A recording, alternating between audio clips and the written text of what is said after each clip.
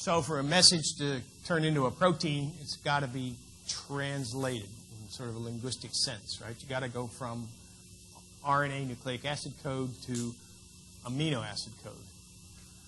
There's 4 letters in the RNA alphabet. There's 21 actually in the amino acid lexicon. So how does all that work? Well, what we're going to figure out today is one of the most important ideas to make all that work are codons. What is the code in RNA language that matches a code in amino acids? There's a codon table I'm going to show you. I'm going to expect you to know how to use a codon table on the national boards. You will be expected to use a codon table. Not often, but how do you tell, given a sequence, what the amino acid is, or if you have an amino acid, what would the sequence be? Okay, so we'll do that. You have to know a lot about mutations because a lot of the terminology in pathology, certainly in medical genetics, has to do with mutations. What is the chemistry of the mutation? What is the function of the mutation? What are the phenotypic expression of the mutation in the patient? What is the prognosis if a patient has a particular type of mutation? So to discuss that, you've got to know the basic terminology. We'll go through that in a second. Okay. Now, a normal gene, as I said, is transcribed to message. Message then needs to be translated. And so what we're going to do is review kind of the key steps. And as you probably have gotten the theme now that in biochemistry, when a cell makes a polymer of some sort, DNA, RNA, protein, there's usually 3 steps: initiation, elongation or expansion, and termination. Beginning, middle, end, just like any good story. In order to figure out how all that works, again, we have to know the names of the players, a little bit about their structure, a little bit about their chemistry, but more importantly, their function. What do they do? And in cases where we know what happens when things go wrong, and if possible, how can you fix it? And sometimes the way you can fix it are with drugs, with small molecules. And in the case of infections, the process of translation is critically important for understanding what I would argue are probably the single most important class of drugs you will ever learn. That opinion is slightly tinted by the fact that I taught this topic for 30 years in pharmacology, but don't let that sway you, okay? But if you look in a list of drugs that are prescribed every year for the last 20 years, in the top 20 drugs, there's at least 4 or 5 antibiotics because they're frequently used. People get infections all the time. You've got to know how they work and what they're used for. This group of antibiotics, chloramphenicol, gentamicin, and streptomycin, its cousin, erythromycin, and this guy rapamycin, are all related, not chemically, they're chemically very different. They're all related functionally because they all have some effect on translation. In the case of chloramphenicol, gentamicin, and erythromycin, these are useful against bacteria because they inhibit bacterial translation. Rapamycin, not so good against bacteria, but it inhibits mammalian translation. So you can see that the translation process is not identical in those species, and that's a good thing for us because that offers targets for selective toxicity of drugs. Big important idea, selective toxicity. Kill the invader, leave the host alone. And you get away with it because the invader's proteins, RNA, and DNA are a little different from the host, from us. Okay. So again, central dogma, and what we've gone through in the last couple lectures. DNA, how do you make it? What's it look like? Check. Messenger RNA, primary transcript, how does that made? Check. So how do you process the primary transcript into the final product, the messenger RNA? And the answer is capping, splicing, polyadenylation, and in some rare cases, editing. And all of that results in transport of the stuff out into the cytoplasm for translation. Okay? So first, what's the code?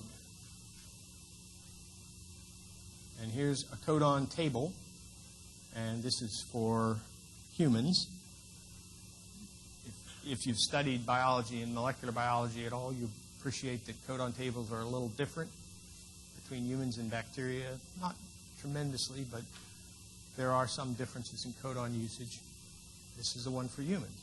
So how do you use this table? Well, you use it to look up what is the codon sequence that results in a particular amino acid. So here's 3-letter codes of amino acids. And the way it works is if your codon is U, it's phenylalanine. Okay? If your codon is UUC, it's still a phenylalanine. And you can see that some amino acids, leucine, it's got a whole slew of codons. Okay? So you need to be able to do that process. And here's a link to a little lookup table, and you type in what you want, and it gives you what you need. Okay? But you need to be able to do this, because I'll give you one of these codon tables on the exam. I mean, you obviously don't have to memorize the codons, but you have to be able to use it. Now, you do need to remember a couple of codons. Okay? The stop codons, okay, and AUG. That codes for methionine, which in our transcripts is start codon. So our proteins all start with methionine. Now, they don't end up with methionine on this N-terminus necessarily, because proteins get processed, sort of like message, right? Things get cleaved, hydrolyzed, packaged, and so forth. But to make the protein, it starts with methionine, AUG. There's 64 of these codons, right? 4 times 4 times 4, 4 to the third power is 64. And everybody recognizes the convention. There are always written 5' to 3'. Now, there's 61 codons for amino acids, and there's 1 start and 3 stops. You add that up and you go, wait a minute, that's too many. That's 65. Well, one of the codons, one of the stop codons, does double duty. It actually codes for the amino acid selenocysteine. We won't go into the details of how that works, but that's why there's that discrepancy. It's unambiguous, universal, nearly universal. Most species use the same table. As I said, there's some variations. There's no commas, there's no overlapping. So it's read 3 at a time. Okay. No overlapping, no frame shifting. And there's wobble in the third position. And I pointed that out already. There are codons that code for more than 1 amino acid. So the first 2 nucleotides in the sequence are critical to determine the amino acid. The third, sometimes, could be an A, could be G, could be C, whatever. It varies with the amino acids. All right. Now, when the codons are all intact and wonderful, you get perfectly normal proteins, you get normal function, life is good. However, from our talk yesterday on DNA damage, you know that nature conspires against us to not keep things constant. There's oxidation, there's radiation energy that wrecks DNA. There are enzymes that mess up DNA. There are invaders that come into your body that try to mess up your DNA. And so the result is mutations. And there are lots of kinds of mutations, and so there's a systematic way to describe these things. And so one of the sort of conceptually simplest ideas, and chemically simple, is a point mutation, meaning one base gets modified. An example in medicine is sickle cell anemia. One base gets modified, changing 1 amino acid in hemoglobin gene, and that results in a form of sickle cell anemia. Okay? That's a famous example. There are inversions. We talked a little bit about DNA-only transposons in bacteria. Okay? And one of the things those transposons can do in bacteria and in plasmids is they can actually cut out a piece and invert it, turn it backwards. You think, well, okay, is that good, that bad, is it a problem? The medical relevance of that has to do, with, again, with antibiotic resistance and sensitivity of bacteria to antibiotics. They take on resistance genes frequently, not always, but frequently, in plasmids, particularly gram-negative species. Some of those genes have been modified by transposons that change the position of components of the plasmid. So that's an example of relevance of a transposition or an inversion, or a transposition leading to an inversion. Deletion. Which makes sense, right? If you've got a code and it's read every 3 letters, and there's a beginning and there's an end, if you take out pieces, either at the ends or in the middle, it changes the story. Right? It's going to change the sequence of the protein. And we've already met this type of mutation, a translocation. Now, in this particular example, you can see green and pink chromosomes. A great chunk of pink has now been added to green. That's called a Robertsonian translocation. We met a translocation the other day, on the first day, right? The Philadelphia chromosome, where the break control region of one chromosome fused then with the Abel gene in the second region. And that created some serious havoc, right? That created a type of mutation, in the case of the Philadelphia chromosome, referred to as a gain of function. The function was the Abel kinase was now active all the time. It wasn't regulated. Okay? So that's a translocation, the physical part, that causes a gain of function, the functional outcome. Other mutations can be lethal. So a mutation in the germline that prevents you from making some key protein will kill the offspring. Okay? That mutation obviously doesn't get transmitted because the offspring doesn't last long enough to transmit it. Okay? There are mutations that are null. In other words, they have no effect. There are mutations that are conditional. They depend on the presence of some condition, temperature, heavy metals, methionine. There are some examples of that. Those are probably more important in an experimental setting really than a clinical setting. And there are mutations that are loss of function, or, for example, resistance to rifampin that we talked about in the mycobacterial polymerase beta subunit, right? That's a loss of function, the function being binding of the antibiotic to the subunit. Now, that's not a normal function of that organism, but it is a loss of function type mutation. And then there are examples in medical genetics of loss of function. For example, in muscular dystrophy, the dystrophin gene, it's a gigantic gene, so there's a whole slew of types of mutations that occur. Some of them cause a complete loss of expression of the protein, causing a severe form of muscular dystrophy, Duchenne. Others cause subtle changes in the function of the protein so that it works enough but not very well, and so the symptoms are less severe, and that's described as Becker-type muscular dystrophy. Okay? But those are loss of the function of dystrophin, the function of which is to hold your skeletal muscles in place and keep them intact. Okay?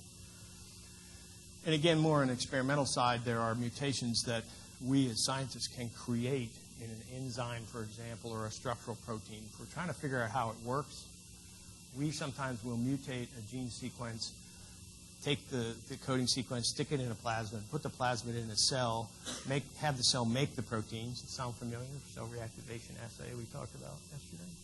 Okay. So anyway, we can make these mutations that change the function of this protein and try to figure out, well, what does this protein actually do? What's it important for in the cell? Okay. And that strategy, I mean, it sounds a little esoteric to you, but that strategy, I can tell you, has helped us, the royal us, be able to tell you how things work.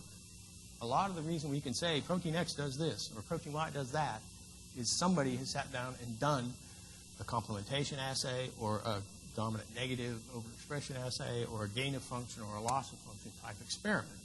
And that's how we know what does what. And then you as a clinician, when you see some protein misfunctioning, dystrophin, then you know what it does. Okay? All right. So if any of this excites you, let me know, because you can come to my lab and we can do some of these things. It's a lot of fun. It's incredibly cool stuff. So let's talk just briefly about chemistry, and particularly the point mutation. So there's some terminology that you want to get under your belt. And so transition versus transversion. Okay? And I sort of remember this as kind of convert means you change from a pyrimidine to a purine to a pyrimidine, or a pyrimidine to a purine. As opposed to transition, you're sort of staying in the family, right? Purine, or pyrimidine. And if you look in the little table here, this illustrates just one example for you. So here's the codon for serine, UCA. Okay, got that? So you can create a nonsense mutation here, C to A. So what kind is that? That's pyrimidine to purine. So that's a transversion. And this creates what's called a nonsense mutation. The function is nonsensical because it makes a stop codon. And we just saw that in the RNA editing story last hour. This is the type of what happened in the RNA editing. This is the process. Now, in that case, it wasn't a mutation. It was something the cell purposefully did to create a new protein. But when this happens by chance, by accident, then it can be a damaging mutation. For example, in the muscular dystrophy story, you can create a stop codon, which stops the protein from being made. Okay? Well, let's look at another example here where the U is mutated to a C. Okay. This is a missense mutation in that you still get an amino acid. You get proline this time instead of a serine. Okay. Now, whether this has any profound biological or medical effects kind of depends. We're going to learn next week. Prolines are really important in keeping alpha helices, or actually in changing the shape of alpha helices. So an alpha helical structure in protein can be disrupted and bent by the placement of a proline. Serines, on the other hand, are often very important sites for phosphorylation, sometimes within helical domains, and that can control protein-protein binding, enzyme activity, transportation of the protein, and so forth. So you could imagine changing a serine, which is a phosphorylation site, to a proline, which breaks the helix, could have profound effects on the function of a protein. But you don't know for sure until you do a bunch of experiments to sort all that out. And now here's an example of a silent mutation, where serine, UCA, the A, right, again, is transverted to a U, but again, because of wobble, right, it's in the third position. And remember, the third position often can be anything you want. Well, within the limits of the 4 letters. Okay? And in this case, it's still a serine. So that would have no effect. Right? It would be silent. Okay. All right? So that's just some terminology. If you don't already know it, you need to study it. And I'm not going to say, okay, what is a silent mutation on the test? I'm going to tell you a story, and you're going to recognize the pattern, and you're going to go, oh, that's a silent mutation, or that's a point mutation that led to a loss of function. Okay? That's the important thing, to be able to use this knowledge in a practical setting. Okay, last point about point mutations. This is the notion of a frame shift. So if you have a sequence in messenger RNA, there are 3 reading frames, right? Because codons have 3 elements. And you can shift the reading frame by 1 nucleotide, and depending on the order of things, you would get potentially 3 different proteins. Okay? So you can imagine if a mutation occurs, it comes in and inserts an additional nucleotide into this reading frame. It's going to shift the whole reading frame, which may get you a completely different protein, which might end up making a mess in a cell. Or if it occurs in the germline, it might create some novel form of a mitochondrial enzyme that lets you become Usain Bolt. Okay? So if anybody finds out what that mutation is, let me know, because I want it. All right? On the other hand, the other type of frame shift can be caused by a deletion. Same sort of argument. Take out a letter, shift the frame, new protein. Maybe it's good, maybe it's bad, depends. Okay. Now, excuse me.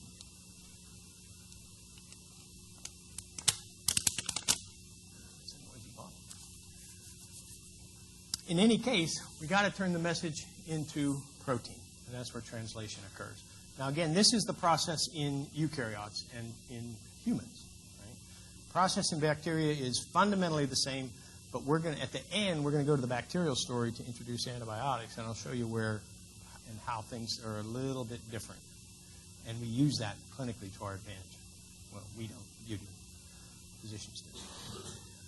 So here's just a kind of a big, quick overview of translation. So the process obviously requires a template. It requires transfer RNA attached to amino acids.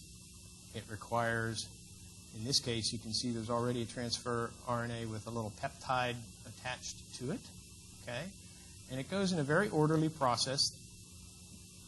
The first one, which is the initiation process, and what happens there is this whole process is assembled. And I'll show you details in just a minute. And then once things get moving along during the elongation process, there's an amino acyl transfer RNA, this structure, which has been synthesized by a family of synthetases, right? You would guess from the name, synthetases are enzymes that make stuff. And if it's a synthetase, it makes stuff depending on energy, depending on some nucleotide hydrolysis, typically ATP. In this case, what's happening is there's an enzyme that has attached the right amino acid to the right transfer RNA to match the codon to make the right sequence of protein. Okay? And this transfer RNA brings the amino acid to the ribosome, which is, as I said, is already assembled. And all of this takes energy, ATP, but it also requires in particular steps, GTP, underline. Why is it underlined?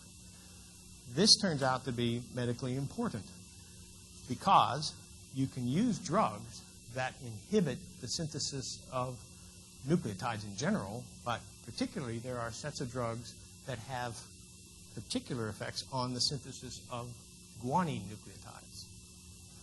So you think, well, wait a minute. If we have a drug that inhibits guanine nucleotides, we need GTP for translation, why is that a useful thing to do? Well, the general effect would be you would inhibit translation of proteins. Sometimes that's a useful thing in diseases like cancer, inflammation, and modifying the immune system. Right? The immune system has cells that are making DNA, making protein all the time, and they're very sensitive to drugs that inhibit steps in those processes. Okay? So understanding that GTP is particularly necessary for translation, actually we'll come back to visit you in future lectures. Okay. And of course, nothing to do with RNA and DNA can be done without factors.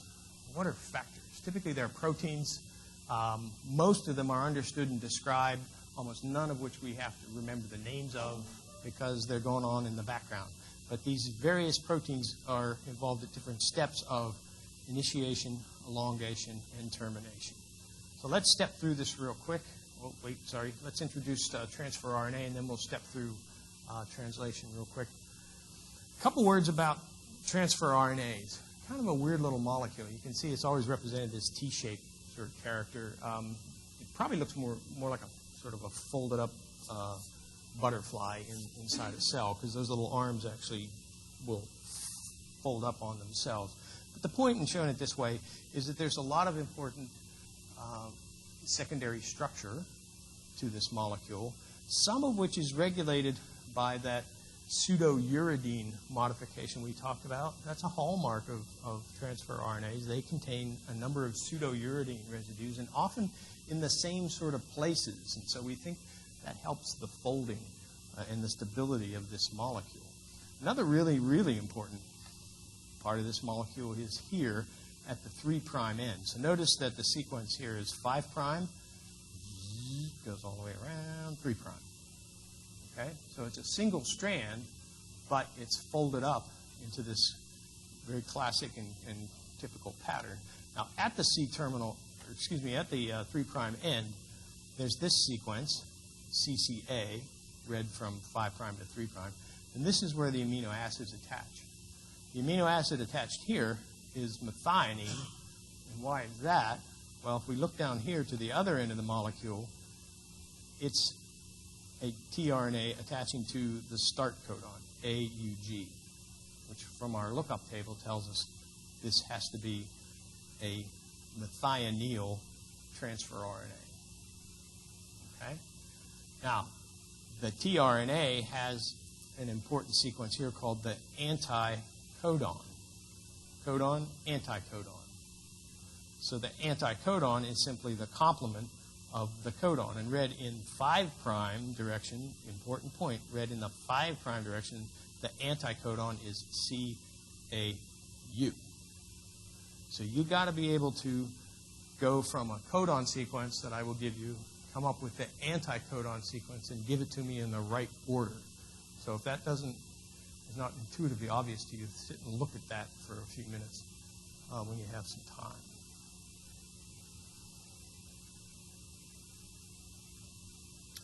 Now, we've already introduced the notion of wobble, and that being that the nucleotide in the 3rd position can frequently be any nucleotide, or at least several nucleotides. Okay? All right? So for the tRNA to be useful in the process of protein synthesis, it has to be attached to an amino acid. That's its whole job, is to carry amino acids. And as I've mentioned, this is catalyzed by an enzyme, aminoacyltRNA synthase. It takes some energy, okay, and it sticks the amino acid on the 3' terminus. And depending on which molecule this is, that dictates which amino acid sticks to it. Now, there are about 50 different tRNAs in human cells. Okay? And so the enzymes that control these have to be able to recognize, well, which TNA are you and which amino acid is necessary. A sort of almost obvious thing is, for this to go on properly, obviously you've got to have amino acids available, right? And so a principle that I'll bring back to you later on in the curriculum is that in order to have these amino acids available, a couple things have to happen. You have to eat the right amount of what are called essential amino acids, and you have to be able to make or metabolize the non-essential amino acids. And at a later point, you'll be asked to remember which are essential, which are non-essential. The point is, to make protein, to make this structure, you've got to have an adequate dietary intake of amino acids.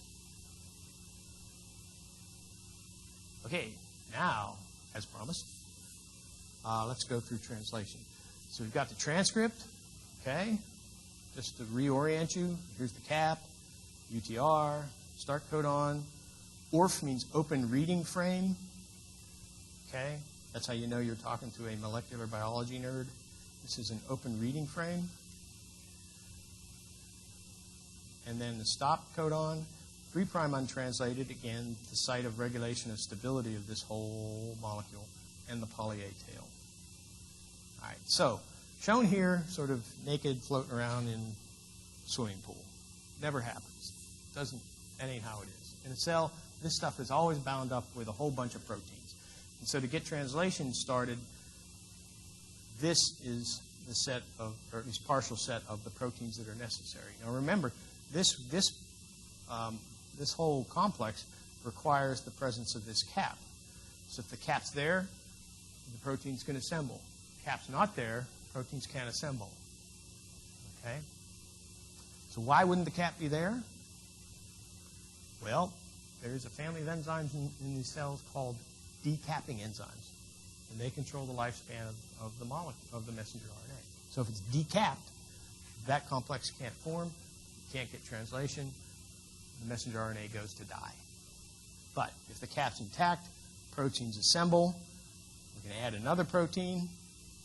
And these proteins have a name. They're called eukaryotic initiation factors, EIF. And that's a name you should be able to recognize. You don't have to memorize all the specifics of these subtypes of proteins, but recognize if we're talking about an EIF protein, it is a protein involved in initiating translation. Okay? So and eventually what happens is even more complex structure forms, including another initiation factor and then a really important controlling initiation factor, EIF2.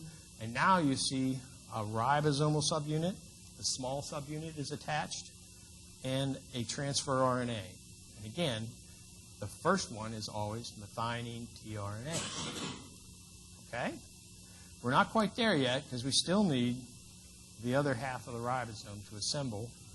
That eventually occurs. Here comes the 60S subunit.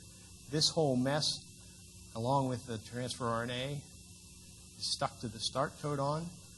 And now, again, in the presence of sufficient aminoacyl tRNAs and ATP and GTP, things kick off and peptide is starting to be synthesized. Okay? And now you can see the ribosomes kind of chugging down the message with peptides sticking out.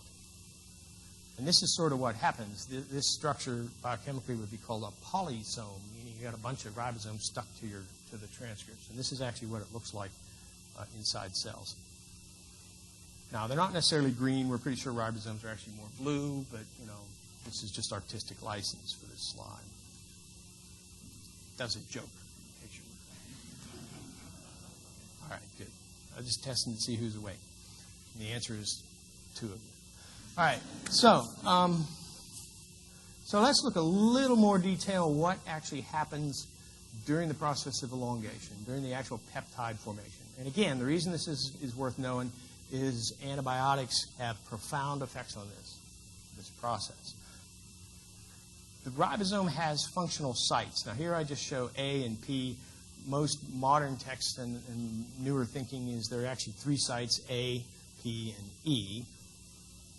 Okay, the A site stands for aminoacyl tRNA. So here's the aminoacyl, rather than amino acid, it's acyl because it's stuck to another molecule. And that molecule is the tRNA. And that tRNA is recognizing it's a codon, right? Now, over here in the peptidyl site, P site, is the tRNA with an existing polypeptide chain, shown by the little green dots. Now, here's an amino acid, right, that's at the very end, stuck to the tRNA. And here's the new amino acid. Now, the game here is you've got to make a peptide bond between this carboxy terminus and this amino group.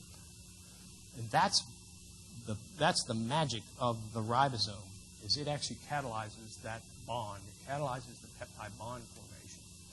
It turns out that all you need for that is RNA. The ribosome itself has the catalytic activity. So that sort of violates one of the things we've taught students for a gazillion years in biochemistry is for catalysis you need an enzyme which is a protein. It's not true. RNA is actually catalytic. And there you go. Now, there are proteins in here found in the ribosome, and they make things go better and bigger and faster. But the catalysis actually depends on RNA. So that's just a little biochemical fact. You can call your mom later and say, hey, Mom, did you know that RNA is catalytic? Okay. And unless your mom's a Nobel Prize laureate in biochemistry, she probably won't know. All right, so what happens next? After the peptide bond is formed between these 2 characters, the ribosome moves down the transcript to the next codon, and then the empty tRNA leaves. Then this whole peptide thing shifts to the P site. You can imagine it's sort of physically moving this away. And then a new aminoacyl tRNA comes in, and then the process repeats over and over and over again until you get to a stop codon. Stop codon. Now, once it gets to a stop codon, there's a protein that comes along to help out called release factor. That that favors the ribosome to dissociate, and therefore synthesis stops. The amino acid, the peptide sequence is let go from the ribosome, and at this point then the protein goes off on an odyssey depending on what kind of protein it is. If it's a structural protein, it gets processed in a certain way. If it's a globular protein destined to be an enzyme, it gets processed and shipped to wherever it's supposed to go. And again, we'll start to talk next week, Friday, about the details of how this protein folds up and how does it get to where it's going to go and what does it do once it gets there. Okay? But in terms of RNA, its job is done. The protein is born and off to live a life of protein happiness. All right. So that's the story in mammals, and it's fundamentally the same in bacteria. But the ribosomal sequence in bacteria, the ribosomal structure, the proteins in the ribosome, the size of the ribosomes in bacteria is different from people.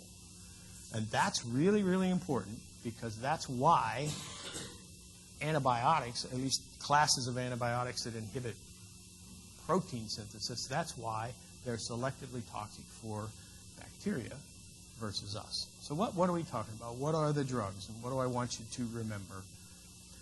I want you to remember the name streptomycin, and I want you to very critically, importantly, remember its chemical cousin, gentamicin. And no, I didn't misspell it. That's how it's spelled. And I want you to remember for two reasons. Streptomycin is the prototype of the class. Gentamicin arguably is one of the most frequently used clinically. There are others used for other purposes. Okay? And I want you to remember the name tetracycline and how it works, and we'll show you details in just a minute. This is a summary. And I want you to remember the name chloramphenicol. Now, we actually indirectly met chloramphenicol yesterday in TBL because it's the cell reactivation assay involved transferring a gene, the chloramphenicol acetyltransferase. That's a bacterial gene whose job it is to inactivate chloramphenicol. Its job in the reactivation assay that the scientists used in complementation was just as a reporter, because the reaction is easy to detect. You see? So that sort of reinforces the notion that us biochem nerds that figure out all this stuff, we often take these sort of fundamental facts and make them useful tools for us. And I would make the argument that every one of those chemicals and most antibiotics classes that are used clinically are important, obviously, to treat infections, but they are important scientifically in terms of evidence-based medicine because that's how we figured out how translation worked. Because there were molecules that we could inhibit parts of translation and therefore figure out what was going on. Okay, so it kind of works both ways. We know they're useful clinically because we know a bit about how they work. All right. Oh, I forgot one. Erythromycin. So you need to study this list. And here's how they work individually. What you're looking at are space-filling models of a ribosome. And it's sort of like from that model that I showed you with the transcript and the small subunit and the big subunit, this is sort of, if we're looking at the large subunit, pull it off and turn it upside down and look at it from the bottom. That's what you're looking at. So this is sort of the RNA, right, coming through the middle, if you're oriented. Now, what the little colored dots are meant to represent is that there are particular places on the ribosome to which these drugs are known to bind.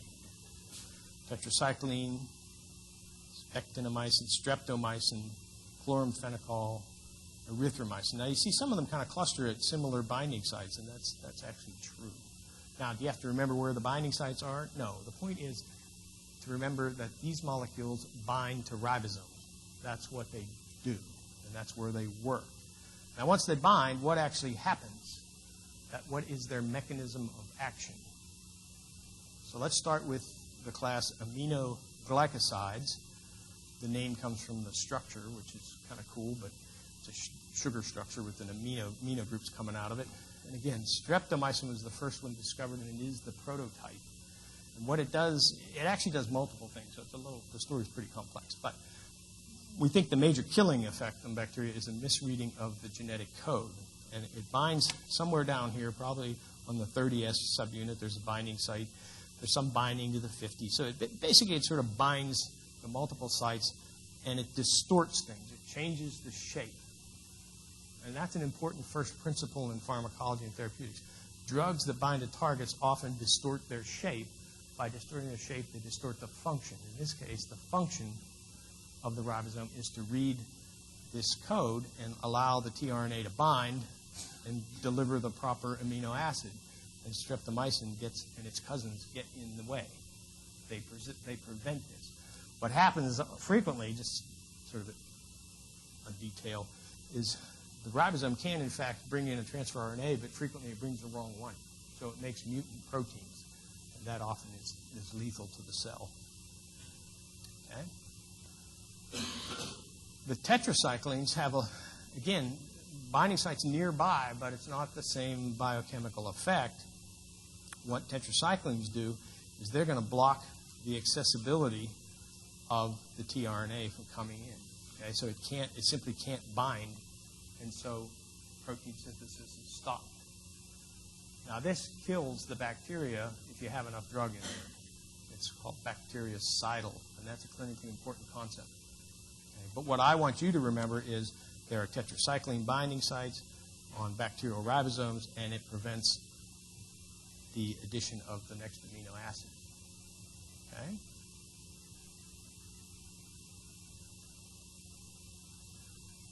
So chloramphenicol inhibits the peptide bond. So it has a slightly different binding region, and it prevents this bond from forming, again, stopping synthesis and typically killing the bacteria. And then lastly, erythromycin is going to block the transferase reaction. And remember, that's the reaction where this peptidyl guy gets translocated, okay, from the A site. Amino bond is formed. This is sitting on the A site. It then transfers. In other words, the whole complex changes shape. Ribosome moves down to the next codon, and that process is blocked by the drug erythromycin, so you can't elongate the peptide. I realize that's a lot of kind of technical detail real quick for you. And how much do you have to know?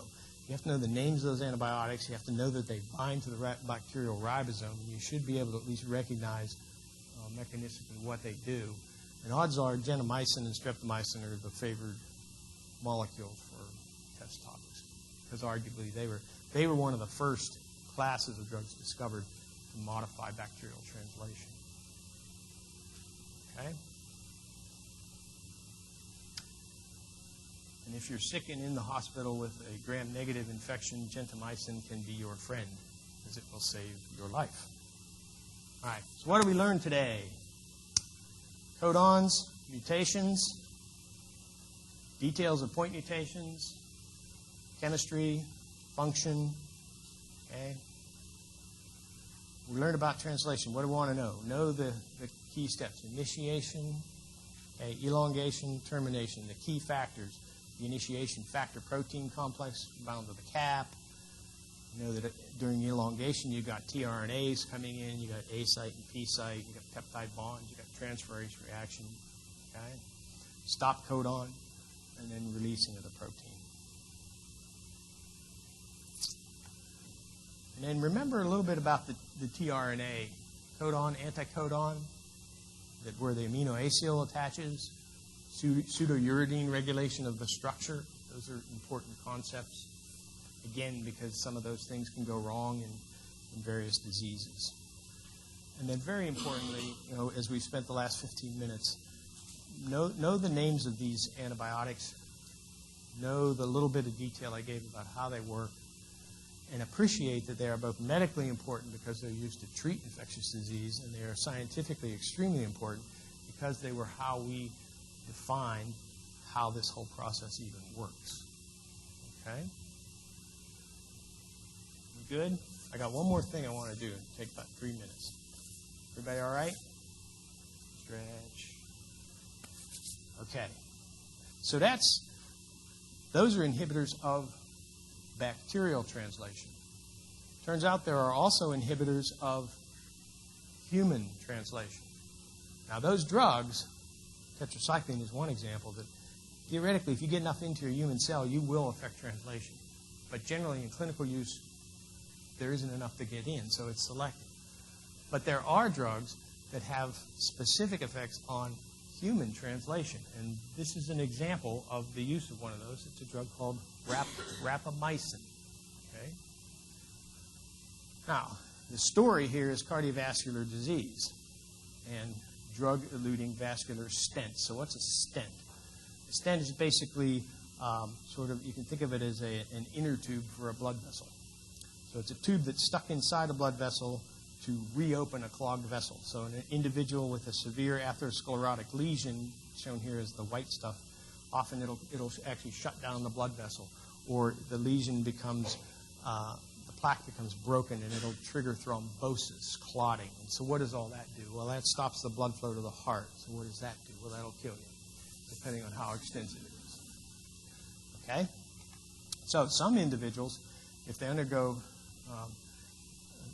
angiography, the physician can visualize where is the clog and how bad is it, and sometimes what they will do, there's a variety of approaches, but one of the things they can do is introduce this stent basically to keep the tube, keep the pipe open. All right? And they're actually made of, there are a variety of materials, but the earliest ones were metal, like a mesh. It sort of looked like the mesh that's on the outside of your garden hose, something like that. Now, the problem with that was that that mesh would actually damage the lining of the blood vessels. And when you do that to blood vessels, that triggers a repair phenomenon. So cells in the wall of the blood vessels will grow. And they'll actually grow and grow and grow, and they'll plug the vessel up. So there was what was called a restenosis injury, which actually replugged the vessel. All right? So the stent would work for a while, and then it would fail because the vessel would replugged.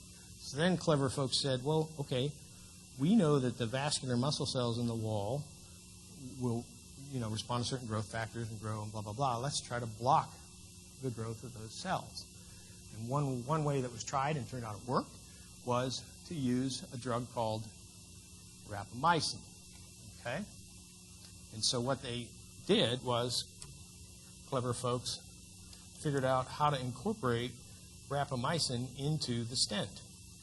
They would bind the drug to the stent, okay, and the drug would elute from the stent, in other words, leak off of the stent. That drug would stop the wall vessels, cells in the vessel wall from regrowing and keep the vessel open. And so what this clinical story is meant to show you is how the physician experimenters established that, yes, this is a good thing to do. Okay, so this is part of the evidence-based medicine story. So they've done an experiment, they've tested what effect the rate of restenosis, reclogging, in people with rapamycin-eluted stents and people with a different drug called paclitaxel. We won't worry about that for a minute. And they found a significant difference. Okay? Now, what does rapamycin do, which is sort of the whole point of this story? And the short answer is it blocks translation in mammals. Now,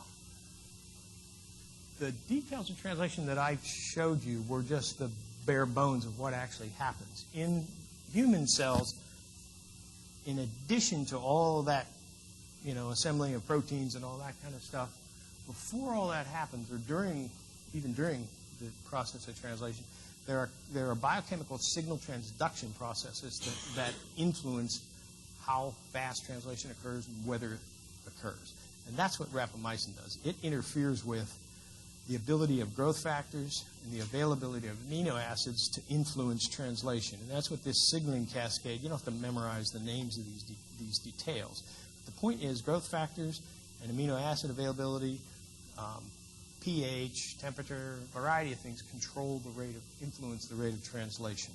And there's an important protein called mammalian target of rapamycin, mTOR, which, shockingly, is where rapamycin binds, and that's where it works. Okay? So rapamycin blocks this protein, and the upshot is it influences the rate of protein synthesis, the rate of translation. So it blocks translation. Now, in this setting, the purpose was to prevent the vascular regrowth. In other settings, rapamycin and drugs like that are used to block inappropriate immune response, right? Because immune cells respond to some problem, and what do? They turn on genes. The genes make more message. The message is translated to proteins. The proteins either go out and defeat the infection or recruit more cells or cause the cell to migrate, any number of things. But that process requires protein translation, and it's sensitive to these types of drugs. Okay? So I showed you effect on drug-eluting stent, but in fact, clinically, probably the immune response modulation is even more important. Okay? Got it? So what do I have to know about all that stuff? Just that rapamycin is an inhibitor of mammalian translation rather than bacterial. Okay? What else? Anything? How are we doing? Okay. Again, TBL yesterday. Good job. Well done. Another one on Friday. This is a more kind of biotechnology-oriented one. Some of you will know these techniques. Some won't. Go through the slide set and you know, be prepared. Be ready to roll. Okay, clinical stuff this afternoon, right? You're going to go do your introductory period. And then there were questions about dress code, and my understanding is in the clinical setting, any clinical setting, even a pretend one, business casual is probably the best. I think today you probably get a pass if you're in your shorts and stuff, but in the future I think you got to wear big boy clothes. Okay? All right. See you tomorrow, gang.